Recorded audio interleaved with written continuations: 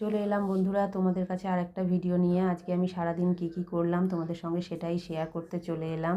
আজকে সকালটা শুরু হয়েছিল 1 কাপ চা দিয়ে।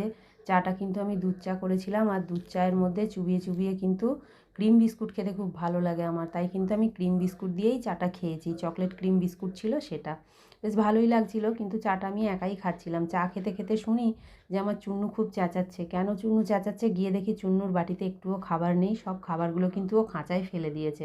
ও কিন্তু আর কুড়িয়ে খাবে না, ওকে বাটিতে দিলে তবেই ও খাবে। তাই বাটিতে একটু জল আর খাবার দিয়ে দিলাম, নাহলে ওপর থেকে নামবে না। এই দিয়ে চলে গেলাম রান্নাবান্নার দিকে। এখানে দেখো আলু ভাজা বসিয়েছি, আর এইদিকে কিন্তু ডাল তরকারি আমার আগেই হয়ে গেছে। ভাজাটা আমি একটু লাস্টের দিকে ভাজি যাতে গরম থাকে। আর এখানে ভাতও হয়ে গেছে। আর এইটা একটা দেখো বড়া করব বলে রেডি করে রেখেছি। এগুলো কিন্তু ওলকপিটা বড়া করব, এটা শুধু মেখে করার অপেক্ষা। সব দিয়ে রেডি করে রেখেছি। তারপরে দেখি কর্তামশাই এলো, উনি দেখি এই শাকটা কিনে এনেছেন। আমি তো রীতিমতো মুখই করলাম যে শাকটা কেন কিনে এনেছো, এটা তো মূলো শাক কিনে এনেছো। ওর মনে নেই আর বুঝতেও পারেনি, কারণ পৌষ মাস চলে গেছে, এটা কিন্তু আর আমরা খাবো না। যাই হোক, শাকটা নিয়ে অনেক কথা বলে শাকটা রেখে তারপরে পাউরুটিটা ওকে সেঁকে দিয়ে দিলাম। যে ও টিফিনটা খায়নি, অনেকটা বেলা হয়ে গেছিলো, তাই জন্য কিন্তু ওকে টিফিন খেতে দিলাম। দেওয়ার পরে দেখি আরও একটা কি প্যাকেট বসিয়ে রেখেছে এনে। আছি এটার মধ্যে আবার কি এনেছো? তারপর দেখলাম যে ওর মধ্যে দেখো কতগুলো বিস্কুট।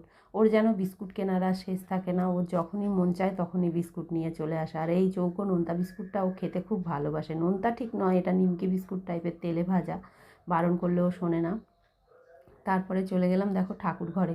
এই জামাটা আমার গপুকে কেমন লাগছে বলো, এটা পরাচ্ছিলাম বলে কর্তামশাই মুখ করছিল, বললো এই জামাটা সবসময় কেন পরাও। যাই হোক, তারপরে ওপরে এসে দেখো খেতে বসে পড়েছি সব কিছু নিয়ে। কেউ ছিল না, আমি একাই খাচ্ছিলাম, তাই আমি আমার মতো গুছিয়ে নিয়ে খেতে বসেছি। তরকারিটা বেশি ভালো লাগছিল না, তাই অল্প নিয়েছি। খেয়ে একটু শুয়ে পড়েছিলাম, তারপরে কিন্তু গেছি সন্ধে দিতে। সন্ধেবেলা আমার গপু আজকে খেয়েছে দেখো নকুলদানা, মুরগি, চকলেট আর নারকোল নাড়ু। ওই দিয়েই কিন্তু গোপালকে আজকে সন্ধেবেলা সেবা দিয়েছি। তারপরে ওপরে এসেছি, কর্তামশাইও এসে গেছিলো, তখন একটু বললো মুড়ি দিতে। আর আমাদের বাড়ির লোকেরা মুড়ি খায় এই রকম, এক পাশে থাকবে চানাচুর আর মুড়িটা থাকবে শুকনো, এটাই কিন্তু ওদের খেতে ভালো লাগে।